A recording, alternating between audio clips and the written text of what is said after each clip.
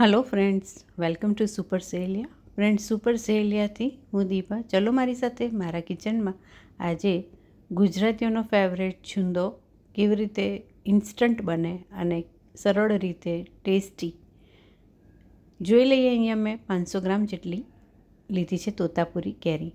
Generally છુંદો બનાવવા માટે આપણે રાજાપુરી કે પછી દેશી કેરી કે પછી અમદાવાદમાં તો વનરાજની કેરીનો છુંદો બહુ જ ફેમસ, પણ અત્યારે મને ઇન્સ્ટન્ટ ખાવાની ઘણી ઈચ્છા થઈ ગઈ એટલે આ તોતાપુરી કેરીનો આપણે બનાવીએ. એ પણ સરસ જ બનશે. કેરીને સરખી રીતે ધોઈ એની છાલ મેં કાઢી લીધી હતી અને હવે સૌથી મોટી છીણી જે ઘરમાં હોય એ લઈ લેવાની અને છીણ પાડવાનું. છુંદા માટેનું છીણ થોડું જાડું પાડવાનું, એટલે મોટી છીણીમાં આ રીતે બધી કેરીઓને આપણે છીણી લેવાની છે. હવે જે છીણ છે એનું એક્ઝેક્ટ માપ કાઢવું, એટલે એક આ રીતે વાટકો લઈ લેવાનો. જોઈ શકીએ છીએ 2 વાટકા ભરીને છીણ થયું છે. 500 ગ્રામ જેટલી તોતાપુરી કેરી આ 2 વાટકા છીણ તૈયાર થયું છે. અને જેટલું છીણ હોય એટલી જ આપણે ખાંડ લેવાની છે.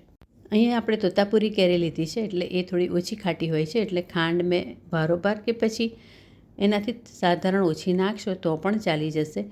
જો તમે દેશી કેરી કે પછી રાજાપુરી કેરી લેતા હોય તો ખાંડ થોડી આગળ પડતી ઉપર છેલ્લી, એટલે કે પાકપ જેટલી વધારે એડ કરી લઈશું તો બી સારો ટેસ્ટ છુંદાનો આવશે, ખાટો મીઠો સરસ બનશે. તો અહીંયા મેં 2 બાઉલ જે હતા એ જ માપ પ્રમાણે લઈ લીધી છે ખાંડ.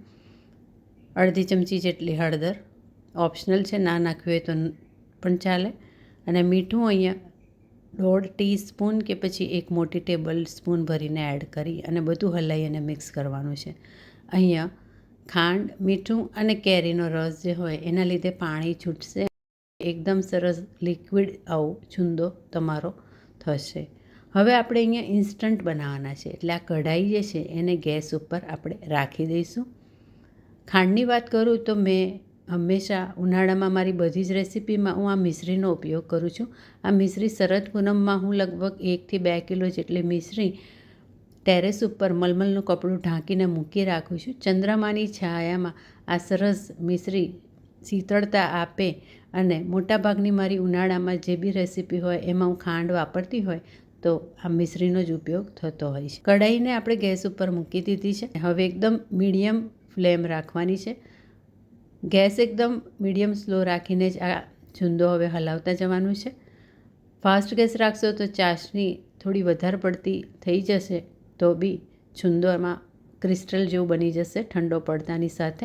એટલે મીડિયમ ફ્લેમે આ રીતે પાણી બાળતા જવું અને એક તારની ચાસણી કરવાની છે.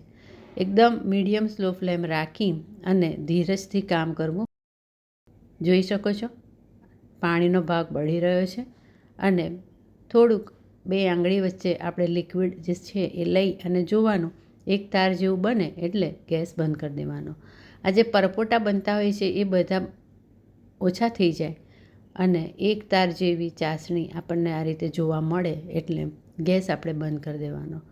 જે છીણ છે એ બી એકદમ ટ્રાન્સપરન્ટ થઈ જશે એટલે કઢાઈને ગેસ પરથી ઉતારી લેવી. આ બાજુ જોઈ શકો છો મેં તજ, લવિંગ, જીરાનો પાવડર અને કાશ્મીરી લાલ મરચું લઈ લીધું છે. માપ જે છે એ બધું જ ડિસ્ક્રિપ્શન બોક્સમાં આપેલું છે. છુંદાને હવે ઠંડો પડવા દેવાનો છે.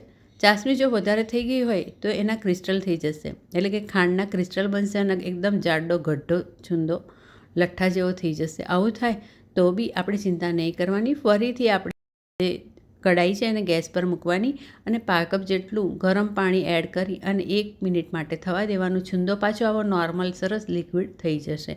હવે ચલો ઇન્ગ્રેડિયન્ટ્સ એડ કરી દઈએ, જેમાં તજનો ટુકડો, 2 લવિંગ અને 2 ચપટી તજનો પાવડર સૌથી પહેલાં એડ કર્યો. પછી આપણે અડધી ચમચી જેટલું વાટેલું શેકેલું જીરું એનો પાવડર એડ કર્યો અને પછી આપણે લાસ્ટમાં 1 ચમચી જેટલું કાશ્મીરી લાલ મરચું એડ કર્યું. જો વધારે તીખો ખાવો હોય તો થોડું વધારે મરચું પણ એડ કરી શકો છો. કાશ્મીરી લાલ મરચું એડ કરતાની સાથે છુંદાનો કલર બહુ સરસ લાલ ચટક આવી ગયો છે. અને હવે આ છુંદો બસ એરટાઇટ બોટલમાં ભરી લો અને એની મજા લઈ શકો છો. કેરી જ્યારે માર્કેટમાં ફ્રેશ મળતી હોય ત્યારે ઇન્સ્ટન્ટ થોડો આવો બનાવી અને એની મજા માણી શકીએ છીએ થેપલા સાથે. અને પછી સિઝન પત્તાની પહેલાં જ આપણે વરસ માટે પણ આ રીતે બનાવી અને સ્ટોર કરી શકીએ છીએ. તો તડકા છાંયડાનો છુંદો તો બધા બનાવતા જ હશો, પણ આ રીતે ઇન્સ્ટન્ટ છુંદો પણ બનાવી શકાય અને આ રીતે છુંદો એકદમ પરફેક્ટ અને ટેસ્ટી બને છે. તો છુંદા સાથે કાયમ થેપલાની મજા માણો. Thank you.